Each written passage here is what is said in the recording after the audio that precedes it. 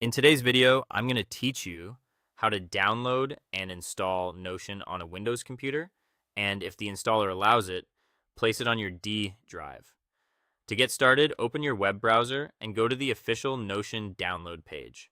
It's always a good idea to download software directly from the official website because that helps you avoid outdated files or unsafe third-party downloads. Once you're on the page, look for the Windows version and start the download of the installer. After the installer file finishes downloading, open it from your browser's download bar or from your downloads folder. This will launch the Notion installer on your computer. If Windows asks for permission to allow the app to make changes to your device, go ahead and approve it so the installation can continue. As the installer opens, pay close attention to the setup options. In some cases, apps install automatically without giving you many choices. If the Notion installer gives you the option to choose an installation location, select that option and browse to your D drive.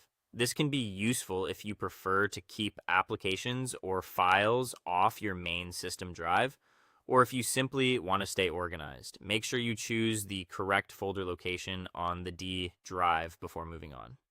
If the installer does not give you an option to choose where to install, that simply means Notion handles the location automatically. In that case, continue with the default setup and let the installer finish normally. Don't worry if you can't change the drive. Some applications are designed that way.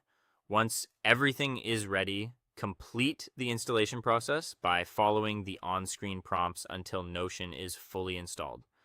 After that, open Notion from the Start menu, desktop shortcut, or wherever the installer placed it. When the app launches, sign into your account using your own login details. After signing in, take a moment to make access a little easier for the future.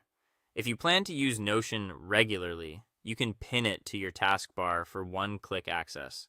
You can also create or keep a desktop shortcut if that fits your workflow better. This small step can save time and make the app much more convenient to open every day. And that's it. You've now downloaded, installed, and opened Notion on your Windows computer. And if the installer supported it, you also set the install location to your D drive.